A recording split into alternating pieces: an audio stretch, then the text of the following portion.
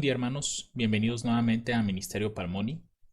El día de hoy me gustaría compartir con ustedes este nuevo estudio referente a los 7 sellos. Recuerden que hemos estado por lo menos las últimas semanas hablando de este tema, y en esta ocasión nos va a tocar estudiar el cuarto sello.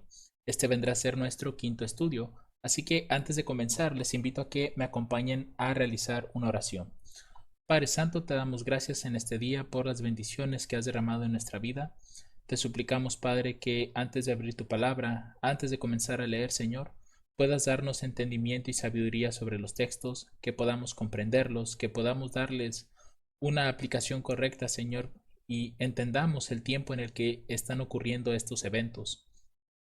Te damos gracias por esta oportunidad nueva que nos das, mi Dios, de poder regocijarnos en el conocimiento de tu palabra. Te rogamos que al estar escudriñando tu palabra podamos ser santificados por ella. Te damos gracias por todo en el nombre santo de nuestro Señor Jesucristo. Amén. Muy bien. El cuarto sello lo podemos encontrar en Apocalipsis capítulo 6, los versículos del 7 al 8, y dicen lo siguiente: Y cuando abrió el cuarto sello, oí la voz del cuarto ser viviente que decía: Ven y mira. Y miré, y aquí un caballo pálido, y el que estaba sentado sobre él tenía por nombre Muerte, y el infierno le seguía. Y le fue dada potestad sobre la cuarta parte de la tierra, para matar con espada, con hambre, con mortandad y con las fieras de la tierra. Esto es a lo que se le conoce como el cuarto sello.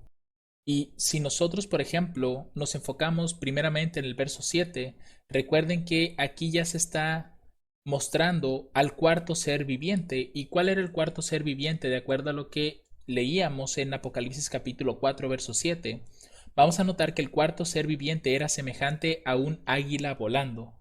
Y este simbolismo de águila es bastante importante porque recuerden que con cada uno de los seres vivientes logramos ver que la apariencia que tenían estos seres vivientes de alguna manera se conectan con la historia que se está desarrollando bajo cada uno de estos sellos. En este caso le ha tocado al símbolo del águila. ¿Y qué representa un águila dentro de la palabra de Dios? Si nosotros vamos, por ejemplo, al libro de Deuteronomio capítulo 28, versículo 49, nos dice lo siguiente con respecto a las águilas: Jehová traerá contra ti una nación de lejos, desde lo último de la tierra, que vuele como águila, nación cuya lengua no entenderás. Lo interesante de esto aquí es que el símbolo que se está utilizando para representar en este caso a esta nación que iba a traer gran destrucción sobre Israel, se está mostrando como el símbolo de un águila, de manera que el águila está representando la destrucción. De hecho, si vamos a otros pasajes, por ejemplo, al libro de Job, capítulo 9, verso 26, dice: pasan cual naves veloces, como el águila que se lanza sobre su presa. Asimismo, Mateo, capítulo 24, versículo 28, porque donde quiera que esté el cuerpo muerto, allí se juntarán también las águilas. Noten que estos pasajes nos están mostrando el instinto o el comportamiento que tienen las águilas, que están preparadas para la presa. Donde vean un cuerpo, allí es donde se juntan, y vemos aquí en este caso que se está representando a una nación muy turbulenta como un águila, como algo que causa destrucción, algo que está cazando, buscando qué devorar. Y también podemos ver algo similar en el libro de Lamentaciones capítulo 4 verso 19. Dice: ligeros fueron nuestros perseguidores, más que las águilas del cielo. Sobre los montes nos persiguieron, en el desierto nos tendieron emboscada. Así que en conclusión, mis hermanos, lo que estamos observando es que al momento de que se está dejando al cuarto ser viviente para este cuarto sello, es que vamos a encontrar una etapa en la historia donde habrá destrucción y destrucción constante. Así que vamos a comenzar primeramente con lo que dice el verso 8. Y miré, y aquí un caballo pálido. Aquí la expresión pálido, cuando nosotros la buscamos en la concordancia Strong, es la palabra G5515, y nos dice que esta palabra puede ser como verduzco, verdoso, color pardo, amarillo o verde. Es decir, que esa expresión pálido realmente es propia de la Reina Valera Gómez. Puede ser que en otras versiones aparezca como amarillo, pero también puede pasar que aparezca como verde. Cualquiera fuera el color que se mostrare, vemos que ya está en otro aspecto. ¿Por qué? Porque si ustedes recuerdan, el caballo anterior, ¿de qué color era? Era color negro. Y el anterior, el segundo, era color rojo. Y el primero era de color blanco. Y lo que fuimos notando es que ese caballo de alguna forma estaba representando al Evangelio, la pureza que tenía al inicio y cómo gradualmente fue cambiando de color hasta que llegamos al negro en nuestro estudio anterior y ahora estamos viendo un cambio de aspecto, es decir, del negro se está pasando a un color más claro, pero no tanto como para llegar a la apariencia del primer sello. De hecho, nosotros habíamos visto a través de Apocalipsis capítulo 3 versos 20 y 21 al 24 los sucesos que ocurrieron bajo este tercer sello. Dice, pero tengo unas pocas cosas contra ti, porque permites a esa mujer Jezabel, que se dice profetiza, enseñar y seducir a mis siervos a fornicar y a comer cosas sacrificadas a los ídolos. Y le he dado tiempo para que se arrepienta de su fornicación, y no se ha arrepentido. Pero a vosotros digo, y a los demás en Tiatira, a cuantos no tienen esta doctrina y no han conocido lo que ellos llaman las profundidades de Satanás, no pondré sobre vosotros otra carga. Así que habíamos visto en los estudios pasados que la razón por la cual este tercer sello, el caballo que nos está presentando, es un caballo completamente negro, es porque el evangelio se oscureció tanto a causa de esta mujer Jezabel que empezó a enseñar cosas contrarias a la escritura e incluso utilizaba la misma escritura para poder entrampar a los siervos de Dios. Así que el evangelio, de ser completamente puro, fue cambiando gradualmente y por el mismo color o el mismo aspecto de este caballo, podemos darnos cuenta que comenzó a haber una recuperación, no completa, pero sí podemos ver algo parcial en cuanto al evangelio que pues veremos más adelante en el estudio. Ahora, ¿cuál es el nombre del jinete? Esta parte resulta muy interesante porque nosotros cuando vemos en la escritura vamos a ver que el hecho de que Dios esté asignando nombres es porque representan algo. De la misma forma sucede con los nombres que, por lo menos en la Biblia, se les están asignando a algunos de los hombres más conocidos. Por una razón sencilla, porque el nombre representa algo y en ocasiones representa el actuar de la persona o lo que hará en un futuro. Por ejemplo, hablando en relación a los nombres que Dios asigna, vemos el ejemplo de Mateo capítulo 1 verso 23. Y dará a luz un hijo y llamará su nombre Jesús, porque él salvará a su pueblo de sus pecados. ¿Qué significa Jesús? El que salva a su pueblo. Verso 23. He aquí una virgen concebirá y dará a luz un hijo y llamará su nombre Emmanuel, que interpretado es Dios con nosotros. Entonces, ¿qué significa Emmanuel? Dios con nosotros, así de sencillo. Por tanto, los nombres, el hecho de que Dios los esté asignando, y ya hemos visto que realmente lo que hemos estado viendo dentro de los sellos es que Dios es el que está dando las potestades. Y en este caso vemos que al que estaba sentado sobre el caballo, es decir, su jinete, aunque realmente aquí no se le está dando, por lo menos en este pasaje vemos que no se le está dando una representación de cómo es decir, no se está hablando de su apariencia física, simplemente está hablando de su nombre, pero en el caso de los artistas, por ejemplo, lo dibujaron con el rostro de la muerte, de un esqueleto, lo cual pues realmente no representa lo que está hablando aquí porque simplemente está diciendo su nombre. De hecho, para aquellos que han estado siguiendo los estudios de las trompetas, nos vamos a dar cuenta que dentro de la quinta trompeta también hay un ángel ahí, el ángel del abismo, cuyo nombre se da en hebreo y en griego, Apolión y Abadón. Entonces los nombres tienen un significado bastante importante porque están hablando sobre el carácter o las acciones que va a tener esta persona. Así que aquí estamos viendo que el carácter o las acciones de la persona que se está representando aquí son la muerte y el infierno le seguía. Ahora, aquí esta palabra infierno, por la traducción que yo tengo, en otras tal vez la encuentren como Hades posiblemente, pero realmente está haciendo referencia al sepulcro. Aquí la palabra infierno es la G86 y la concordancia Strong la pone como Hades. En esta parte es Hades o el lugar estado de las almas que han partido, Hades o sepulcro. Todos sabemos por la misma escritura que los muertos nada saben, y cuando una persona fallece, ésta no se va al cielo o al infierno, simplemente se queda en el lugar donde fue sepultada. Esto es a lo que se le conoce como el Hades o el sepulcro. No está hablando aquí de que la persona se va al infierno en automático o se va al cielo. Todo ser humano que muere, en el lugar donde fue enterrado, ahí sigue su cuerpo. El espíritu vuelve a Dios que lo da, pero su cuerpo se mantiene en ese mismo sitio. Hasta en el día de la resurrección, cuando Cristo venga por segunda vez, es cuando ese cuerpo volverá a ser levantado. Entonces aquí realmente no se está refiriendo a que hay un infierno literal que le está siguiendo, simplemente es como lo siguiente, como él tiene el nombre de muerte, obviamente te está mostrando que él iba a causar muertes a su paso y al causar muertes, el sepulcro le iba a seguir. Es decir, las personas que morían iban a ser sepultadas. Esa es la referencia que se está haciendo en esta parte. De hecho, por ejemplo, si nosotros vamos a Hechos capítulo 2, versos 27 al 32, podemos ver una referencia precisamente al Hades o al sepulcro. Dice, porque no dejarás mi alma en el infierno. Esa palabra infierno es Hades, es lo que se está mencionando aquí, lo cual la mejor traducción sería, no dejarás mi alma en el sepulcro, ni permitirás que tu santo vea corrupción. Aquí se está refiriendo a Cristo. Dice, me hiciste conocer los caminos de la vida, me llenarás de gozo con tu presencia. Varones hermanos, permitidme hablaros libremente del patriarca David, que murió y fue sepultado, y su sepulcro está con nosotros hasta el día de hoy. Noten, David no está ni en el cielo ni en el infierno, está en el sepulcro, como aquí lo está mencionando Pablo.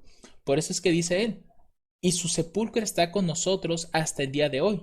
Pero siendo profeta y sabiendo que con juramento Dios le había jurado que del fruto de sus lomos en cuanto a la carne levantaría al Cristo, que se sentaría sobre su trono, viéndolo antes habló de la resurrección de Cristo, que su alma no fue dejada en el sepulcro. No se refiere a un infierno, como muchos creen. Es simplemente el cementerio, como usualmente le conocemos. Dice, ni su carne vio corrupción, es decir, no se pudrió, no se engusanó, por lo menos así es como se entiende. Dice, a este Jesús resucitó Dios, de lo cual todos nosotros somos testigos. Así que realmente la expresión infierno aquí no se refiere a algo literal, es algo que se refiere posiblemente a los cementerios, al lugar donde son enterradas las personas, que generalmente es allí, pero no se refiere a un infierno que estaría siguiendo en este caso al jinete, solamente es algo simbólico. Ahora bien, vamos a ver esta diferencia entre caballos porque es bastante importante, porque no sé si todos ustedes notaron, los que han estado siguiendo esta serie, pero ningún caballo, o mejor dicho, ningún jinete lleva nombre. Por ejemplo, nosotros tenemos al caballo blanco, el cual no tiene nombre, pero sí lleva un arco. En el caso del caballo rojo, tampoco tiene nombre, pero tiene una espada. Tenemos al caballo negro, el cual tampoco tiene nombre, pero tiene una balanza en su mano. Y cuando llegamos al cuarto sello, el cuarto sello tiene un nombre, pero carece de un objeto. Esto es algo bastante peculiar que podemos notar aquí dentro de los cuatro sellos, que los primeros tres no llevan nombre, pero el cuarto sí lo lleva. Y los primeros tres tienen un objeto con ellos, pero el cuarto no lo lleva. Aquí, como les menciono, la imagen en sí no está representando completamente lo que está diciendo el pasaje, porque realmente el pasaje no dice, por ejemplo, que tenía una hoz en su mano y aquí se la pusieron.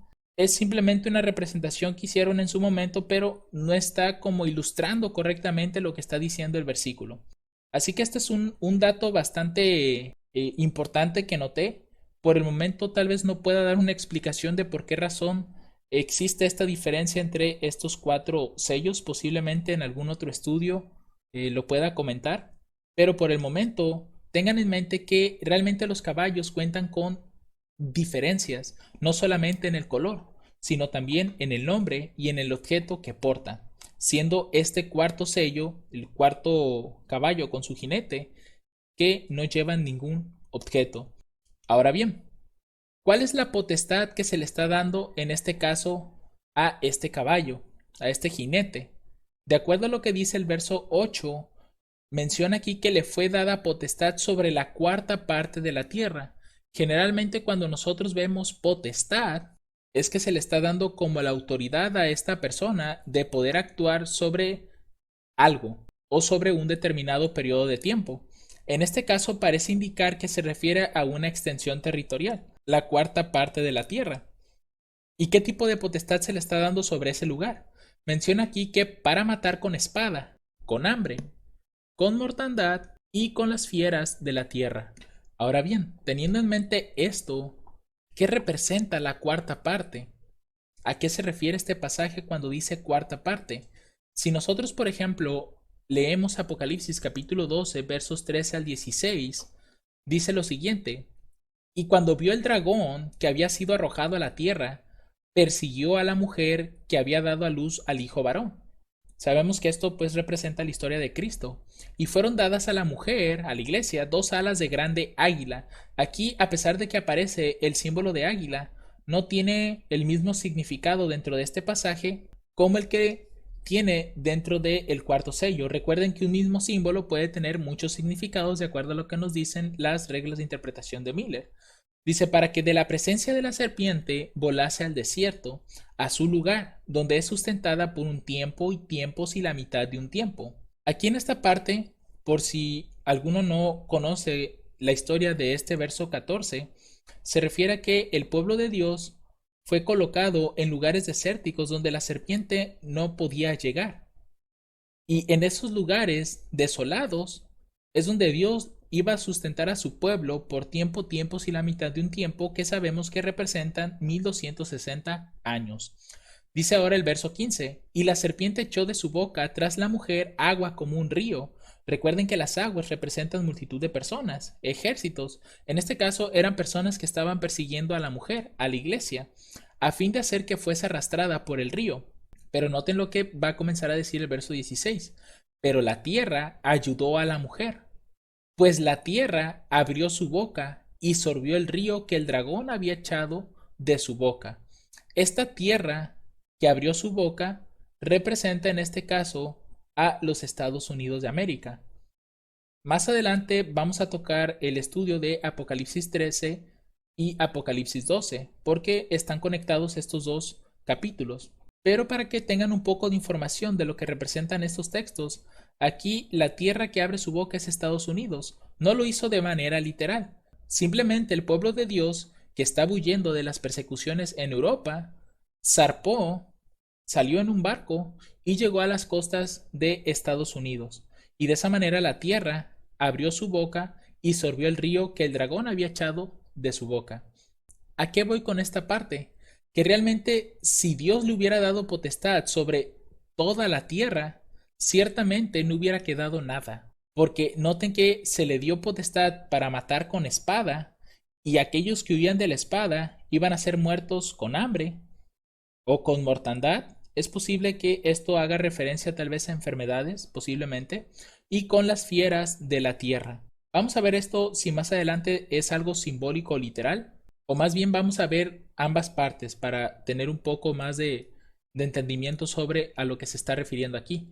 Ahorita de lo que estamos hablando precisamente sobre la cuarta parte. ¿Qué representa esto? Si representa una parte territorial, un área del mundo, vemos que Dios le dio esta potestad únicamente sobre esta parte, porque realmente si le daba la potestad sobre todo el mundo, no hubiera quedado nada por las acciones que se le habían permitido hacer.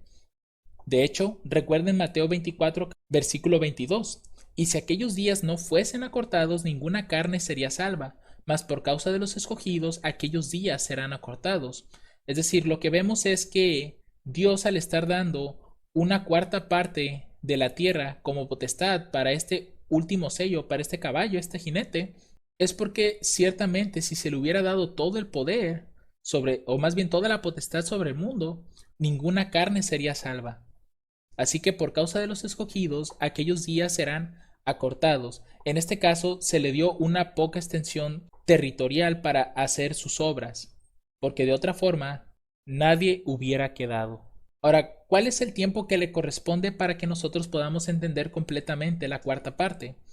Nosotros con el estudio anterior vimos que el tercer sello abarca a la iglesia de Teatira, pero no está abarcando todo el periodo completamente, sino una parte de él, del año 538, que es cuando asciende el papado al poder, hasta 1517, que fue cuando inicia la Reforma Protestante, con Martín Lutero clavando en la iglesia de Wittenberg, si no mal recuerdo el nombre, las 95 tesis sobre la justificación por la fe. Ahora bien, teniendo en mente esto, que aquí es donde termina el tercer sello, podemos entender que a partir de ahí es cuando comienza el cuarto sello, y es por eso que vemos ese cambio en el color del caballo, porque de estar oscurecido completamente el Evangelio, comienza a cambiar su color a uno más claro, de manera que Dios envió luz a su pueblo y esto era la justificación por la fe. Ahora, partiendo de esto, nosotros podemos encontrar respecto a la historia a la Inquisición romana, que realmente fue levantada para hacerle frente a la Reforma protestante. Es por eso que menciona este texto que cuando se le dio la potestad sobre la cuarta parte de la tierra, era para matar con espada, con hambre, con mortandad y con las fieras de la tierra. Noten lo que dice la historia sobre la Inquisición romana. Dice que también llamada Congregación del Santo Oficio fue creada en 1542, unos años, unos pocos años adelante de 1517, ante la amenaza del protestantismo por el Papa Paulo III. Se trataba de un organismo bastante diferente de la Inquisición medieval. Noten que aquí la Inquisición ya existía, solo que ahora se le llamó Inquisición romana, ya que era una congregación permanente de cardenales y otros prelados que no dependían del control episcopal. Su ámbito de acción se extendía a toda la Iglesia católica.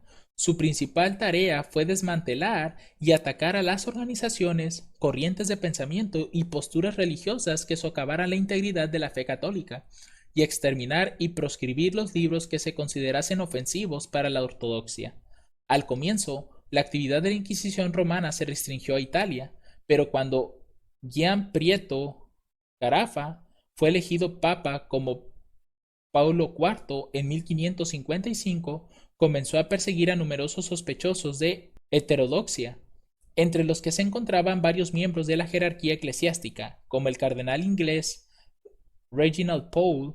En 1600 fue juzgado, condenado y ejecutado el filósofo Giordano Bruno. En 1633 fue procesado y condenado Galileo Galilei al destierro a más de 50 kilómetros de Roma, suspendiéndole asimismo el abono del dinero que recibía al modo de una beca moderna. Entonces, si pasáramos nosotros a un mapa, este es un mapa actual, no representa a la antigüedad, pero si pensamos el área o la extensión geográfica de la cual Roma tenía demasiada potestad, podemos ver que únicamente era parte de lo que es Europa y posiblemente uno que otro de los países, pero no estaba representando en sí a todo el mundo, únicamente esa pequeña parte, lo cual de alguna forma concuerda con lo que dice aquí, y le fue dada potestad sobre la cuarta parte de la tierra, no sobre toda, porque de otra forma, como ya vimos, ninguna carne sería salva. Ahora bien, ¿qué significa la espada, hambre, mortandad y fieras de la tierra? En esta parte vamos a ver dos enfoques, una literal y una simbólica, porque desde la forma en la que lo estoy mirando, creo que ambas pueden aplicar y es por ello que voy a mostrar ambos puntos de vista. En caso de que esto pudiera representar algo literal, que realmente se puede aplicar así porque ocurrió precisamente en esa forma, es lo siguiente. Todos sabemos que, como se mencionó antes, fueron instituidas las Inquisiciones. Hablamos de la medieval, la romana, la española, la portuguesa. No recuerdo si existían otras, pero por lo menos esas son como las más escuchadas. Y todas ellas, sus métodos de tortura, o las más famosas, las que utilizaban continuamente, eran tres, que era la garrucha, que se alzaba la víctima al techo con los brazos atados por detrás de la espalda, y aquí pues no se alcanza a ver correctamente la imagen, pero aquí tenemos a la persona. También estaba el potro, que se ataba al reo a un bastidor y el verdugo apretaba hasta atravesar la carne, que aquí tenemos una representación de esto. Y finalmente teníamos el tormento de agua. Aquí se ataba al reo, se le introducía un paño por la boca hasta la garganta y se vertían jarras de agua de aproximadamente 1 litro. Es decir, lo que nosotros estamos observando aquí como la espada, el hambre, la mortandad y con las fieras de la tierra son precisamente los métodos de tortura que utilizaba la Inquisición para hacer que las personas, ya sea que confesaran o se retractaran de sus dichos o de la fe que ellos proclamaban. Eran las formas en las que la Inquisición hacía en este caso con los protestantes y con muchas otras personas que se estaban oponiendo en este caso al catolicismo, a la supremacía papal. Y estos eran los métodos de tortura más usuales que encontramos dentro de las Inquisiciones. Obviamente hay más. De hecho, en la serie que tenemos sobre Daniel 11, dentro de uno de esos estudios vimos gran cantidad de métodos de tortura que se utilizaban y pues precisamente aquellos que eran encontrados culpables pues eran muertos, algunos a la hoguera, otros tal vez atravesados con espada, otros con flechas, otros tal vez eran colocados en cárceles y los dejaban ahí morirse de hambre. Es decir, era toda una, como menciona aquí, una mortandad. Y otros eran arrojados a las fieras de la tierra para que fueran devorados. Es decir, todos estos eran los métodos que estaba utilizando este caballo. Por eso es que el nombre que tiene es muerte. Y el sepulcro le seguía. Porque pues todas estas personas eran sepultadas una vez que se encontraban con este personaje que ya vimos que está representando a la supremacía papal. No está hablándonos específicamente de una persona, sino de varias personas que llegaron a tomar el puesto, en este caso, dentro del papado. Porque realmente ellos fueron los que hicieron todas estas instituciones, todas estas inquisiciones. Ahora bien, ¿qué pasaría si esto fuera simbólico? Realmente, al ser simbólico, entra completamente sobre lo que se estaba realizando en esos tiempos. Por ejemplo, nosotros hemos visto que la espada tiene el símbolo de ser la palabra de Dios. Efesios capítulo 6, verso 17 dice, y tomad el yelmo de la salvación y la espada del Espíritu, que es la palabra de Dios. ¿Qué representa entonces la espada? La palabra de Dios. ¿Y cómo era utilizada la palabra de Dios para matar?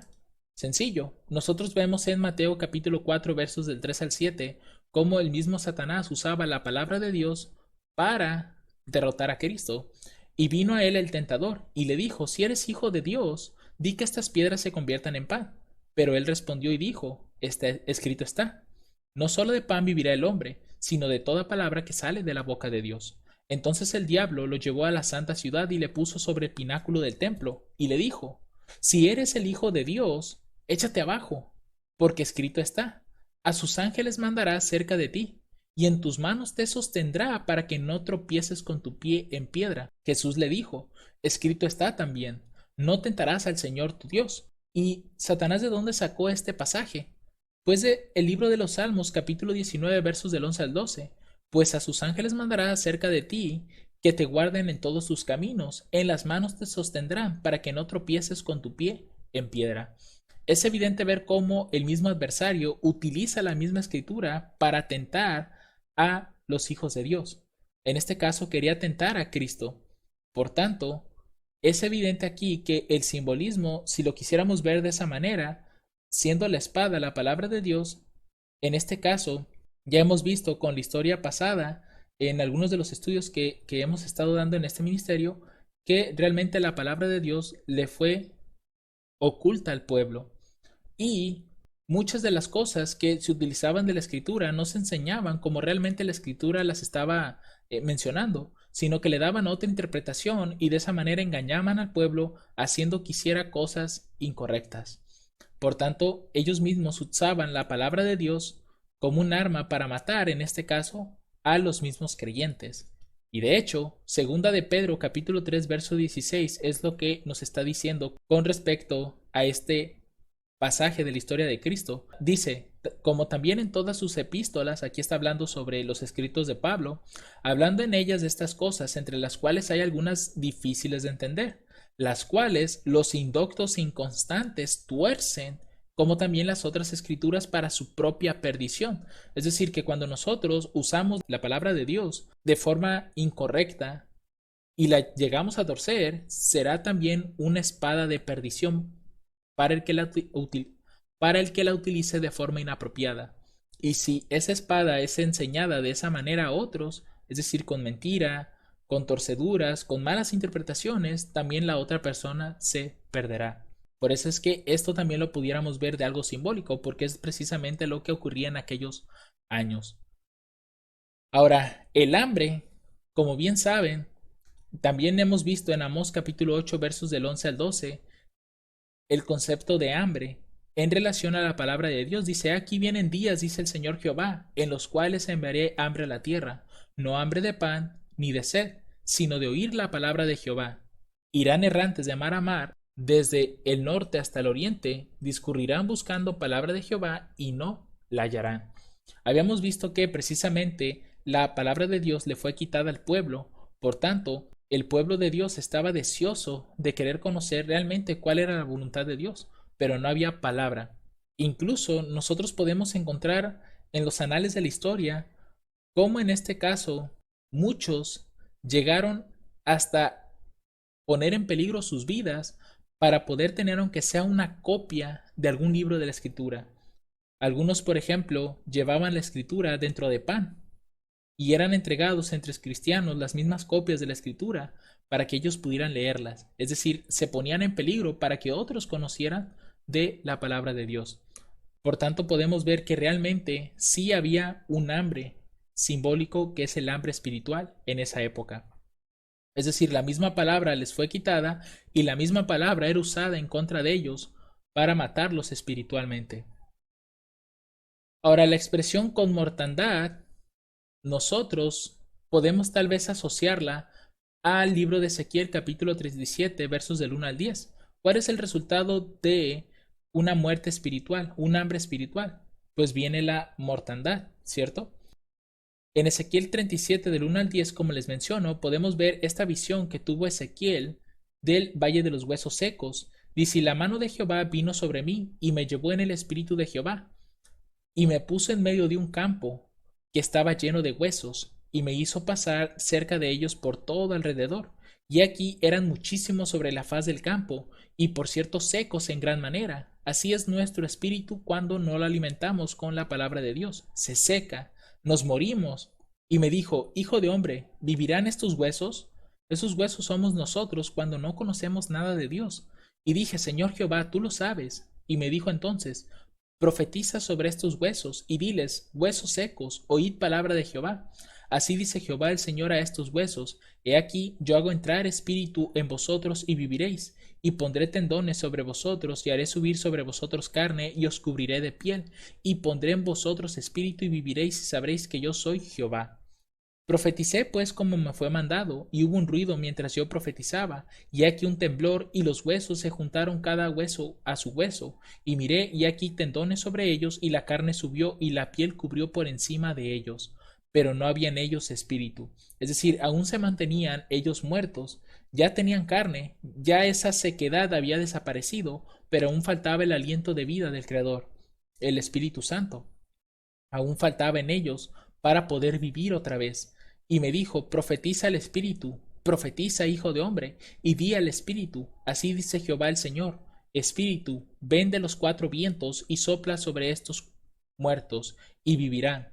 Y profeticé como me había mandado, y entró espíritu en ellos, y vivieron y estuvieron sobre sus pies, y un ejército grande en extremo. Es decir, cuando realmente no hay palabra de Jehová, cuando no hay forma de estar en comunión con Dios, entonces viene la mortandad. Eso hace la expresión de muerte espiritual. Y es completamente difícil salir de eso cuando no mantenemos una comunión viva con nuestro Dios de forma continua. Eso era lo que estaba pasando en aquellos días. Por eso es que cuando vimos el tercer sello, recuerden que se le dio la potestad de, en este caso al jinete, de dar el trigo y la cebada de forma cara, es decir, muy difícilmente se pudiera conseguir, y vimos que esa es una representación de la palabra de Dios que era difícil de conseguir en aquellos días, pero ¿qué es lo que dijo? No dañéis al vino ni al aceite. Es decir, el Espíritu Santo y la sangre de Cristo iban a ser dadas continuamente. De manera que Dios no dejó a esas personas de aquella generación, de aquella época, muertos espiritualmente o completamente. Les seguía proveyendo de su gracia y de su Santo Espíritu, lo cual los mantenía todavía vivos, pero no completamente, porque el hambre espiritual no desaparecía, estaba, pero ellos se mantenían vivos por la misericordia de Dios. Por tanto, vemos que esa mortandad, ellos estaban vivos, pero muertos espiritualmente, porque la palabra no estaba con ellos.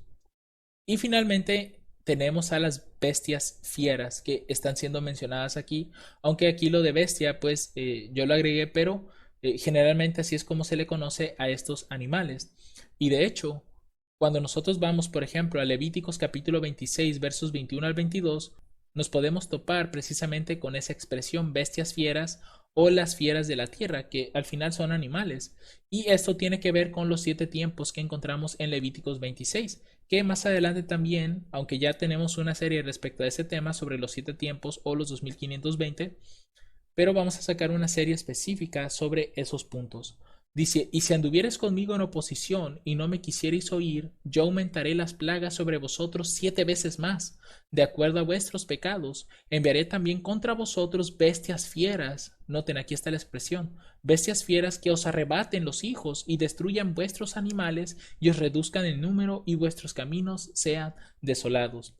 De las bestias fieras que nosotros podemos encontrar en aquellos días, son como por ejemplo el león, el tigre, el oso, el lobo, el zorro o el leopardo o guepardo. Generalmente esos son los animales que uno puede encontrar dentro de la Biblia. Son los que siempre están siendo mencionados de alguna forma, por tanto deben de ser animales que uno podía encontrar en aquellas épocas. ¿Y qué representan las bestias o los animales en este caso dentro de la escritura, dentro de la profecía? ¿Qué simbolizan? Daniel capítulo 7, verso 23 nos dice en relación a los bestias, a los animales, dice, la cuarta bestia será un cuarto reino en la tierra, el cual será diferente de todos los otros reinos, y a toda la tierra devorará, y la hollará y la despedazará. Por tanto, vemos que una bestia, un animal, está representando en este caso a un reino, a un pueblo. ¿Y cuáles serían las bestias fieras que Dios iba a mandar en este castigo de los 7 tiempos? Pues que si leemos 2 Reyes capítulo 24 versos del 1 al 4, vamos a ver que esas bestias fieras representaban pueblos que estaban ahí de Israel alrededor y que Dios los envió para atacarlos. Dice, en su tiempo subió Nabucodonosor, rey de Babilonia, ahí tenemos una bestia, y Joacim vino a ser su siervo por 3 años, pero luego volvió y se rebeló contra él. Pero Jehová envió contra él tropas de caldeos, ahí tenemos a una bestia, tropas de sirios, otra bestia, tropas de moabitas, otra bestia, y tropas de amonitas, otra bestia, lo cual podemos ver aquí, bestias fieras que os arrebaten los hijos y destruyan vuestros animales y os reduzcan en número y vuestros caminos sean desolados, que es precisamente lo que hicieron estos pueblos, los cuales envió contra Judá para que la destruyesen. Noten, destruir no es lo mismo que está mencionando aquí, arrebatar a los hijos, destruir animales, reducir en número a las personas, destruir los caminos. Es eso mismo lo que iban a hacer estos ejércitos de diferentes pueblos, bestias fieras, noten, conforme a la palabra de Jehová que había hablado por sus siervos los profetas. Ciertamente vino esto contra Judá por mandato de Jehová para quitarla de su presencia, por los pecados de Manasés, conforme a todo lo que él hizo, asimismo por la sangre inocente que derramó, pues llenó a Jerusalén de sangre inocente, lo cual Jehová no quiso perdonar. Así que esto realmente pudiera representar de forma simbólica lo que hemos estado comentando. Pero cualquiera fuere de las dos posturas, pues realmente tiene una cierta validez porque los símbolos o las palabras que están siendo utilizadas pueden verse tanto de forma literal como de forma simbólica. Así que concluimos nuestro estudio estableciendo el tiempo del cuarto sello, que evidentemente al estar representando en este caso la historia de la Reforma Protestante, pues podemos comenzar este sello con su abertura en el 1517, que fue cuando inicia la Reforma Protestante, y culminarla en 1798, cuando cae precisamente el papado. Este periodo de aquí lo conocemos como el periodo de Tiatira, Así que realmente podemos ver que la razón por la cual este caballo cambia su color es porque precisamente se iba a introducir luz en este periodo, lo cual no hizo que el caballo volviera a su estado original, al color blanco, pero de alguna forma se logró hacer un cambio.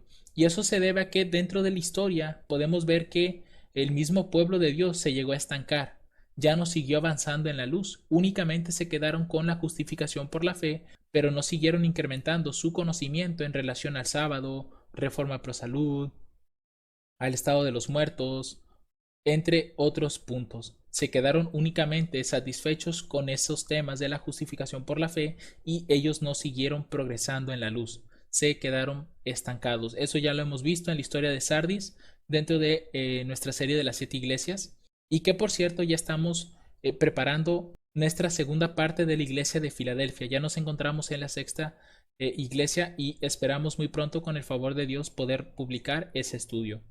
Así que mis hermanos, hasta aquí concluimos el tema. Esperamos haya sido de gran bendición y recuerden, el cuarto sello está representando las terribles persecuciones de la Inquisición romana que comenzaron a suceder a partir de que se introdujo la Reforma protestante. Hablan de todas esas persecuciones, matando con espada, con hambre, con mortandad y con las fieras del campo, que como vimos pueden ser literales porque realmente la Inquisición romana hacía eso, o también podemos verla de forma simbólica por lo que hacía también con respecto a la palabra de Dios, cómo lo utilizaba para matar espiritualmente a las personas, cómo se las quitaba y cómo era prohibido que el pueblo tuviera Biblias. Y finalmente, cómo esto causaba mortandad en algunos, porque es posible que algunas personas pues realmente se perdieran por la falta de conocimiento que existía en aquellos tiempos. Es una gran posibilidad que haya ocurrido eso durante aquellos días. Así que hasta aquí concluimos el tema, hermanos. Espero, como les menciono, que haya sido de gran bendición y que si tienen algún aporte o tienen alguna duda de lo que se estuvo hablando, pueden dejarlo dentro de los comentarios del canal. Que el Señor les bendiga abundantemente. Amén.